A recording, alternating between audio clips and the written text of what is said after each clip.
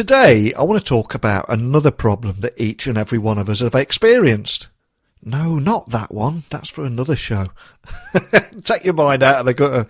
Seriously though, have you ever waited patiently, hitting F5 on multiple browsers, just trying to secure your place in line and get tickets to your favourite band or artists? And then within 5 minutes, you get a "sorry, we're sold out" message, followed by third-party sellers selling those same tickets for £300 to £500. I thought so. Now, the only difference here is rather than complain about it, like you and I, today's guest went out there and did something about it. Richard Davis is the CEO and founder of Twickets, which is a tech startup fighting back against those ticket scalpers. And he has a truly impressive background in both the digital and music industry. And he actually launched Twickets after successfully launching and selling 2 companies.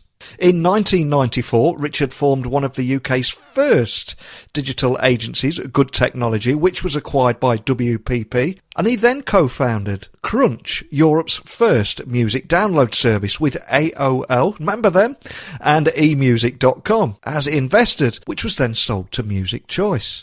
And in 2005, Richard set up mobile application and commerce specialist Future Platforms, which is still independently owned, but now run by a separate management team. He's got such a rich history in this field, so I invited him on the show today to talk about and share advice with us all on how to successfully grow and exit companies, and also talk much more about how he's actually building trust in the ticket business through Twickets. So buckle up and hold on tight as I beam your ears all the way to London so we can talk with Richard Davis, CEO and founder of Twickets. So a massive warm welcome to the show. Can you tell the listeners a little about who you are and what you do? Okay, I'm Richard Davis. I'm the founder of a company called Twickets. Twickets is a ticket resale marketplace, and we work in music, comedy, sport, theatre and the arts, enabling fans to buy and sell tickets that they can no longer use, but at the original face value of the ticket. First of all, I'm a huge fan of Twickets, and I love what you guys are doing. But can you set the scene a little and bring the listeners up to speed with exactly what it is and how it's tackling a problem that I think every music fan listening to this podcast today would have experienced at some point? Yeah, well, thanks very much, obviously, for the kind words. And what we're trying to tackle really is what's now become known as the secondary ticketing market, where platforms will sell tickets via essentially brokers. Professional brokers trading on their platforms for profit.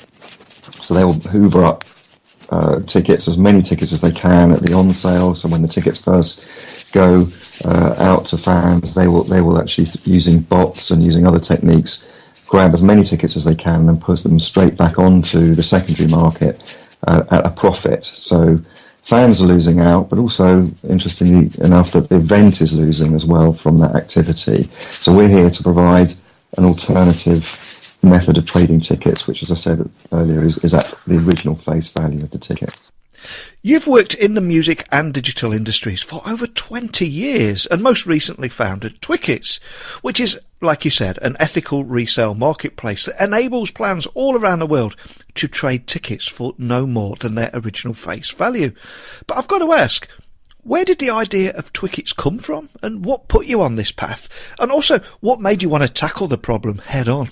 Well, the catalyst really was exactly that, really, was actually trying to get hold of a ticket myself for a show that was sold out, and yet they were priced at 2, 3, 4 times their original cost on a secondary platform. And I thought, well, there must be another way of actually getting hold of a ticket. So I actually went onto Twitter. I did a search on Twitter looking for spare tickets for someone that couldn't make the show. It was actually a Licky Lee gig, and it was in London. And I found someone who was selling tickets because they could no longer make it due to illness, and they were selling them at the original price they'd paid for them. So I thought, wow, that's interesting. Maybe Twitter is a mechanism through which tickets can be traded as opposed to the secondary platform. So after a bit of research and a lot of thinking, we launched Twickets, hence the name, on Twitter as a aggregator really of all that inventory. So we enable people to list tickets through us and our Twitter account, and invited people to follow us to purchase tickets directly from the owner on Twitter again. I'm curious, as someone that buys a lot of concert tickets online and had a little experience of what goes on behind the scenes with some pretty big on sales at the Ticket Factory, who I believe you've partnered with too, are there any common myths in the ticket industry that we can finally lay to rest today? And also, what are the biggest differences between ticketing in the US and the UK? Yeah, well, I think that there is one key myth we could put to bed, and that is that fans buy tickets to make money.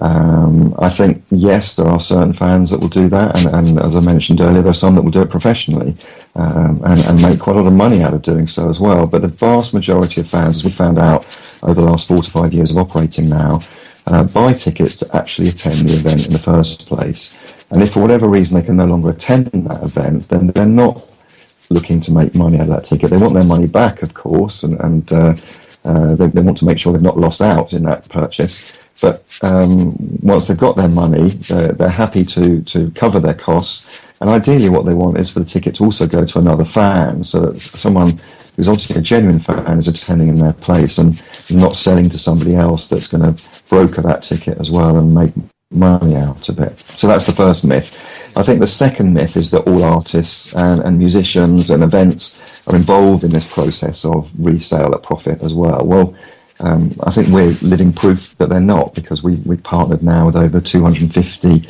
artists over the last few years who have made us their official resale platform because they want to encourage fans to trade at face value. And the reason for that is obviously that they want to ensure their fans aren't ripped off, but also the industry itself is losing money when a broker trades a ticket for profit, because that means the fan can see less shows going forwards. They're less likely to spend money on merchandise when they're at the show. They're less likely to spend money on food and beverage at the show. So everybody's losing out. The only person that's gaining is the broker. So those are the two key myths I think we can put to bed, is that fans don't buy tickets to make money on the whole, and certainly events are not involved in this process either. The people that benefit from it are the brokers and the platforms through which they trade only.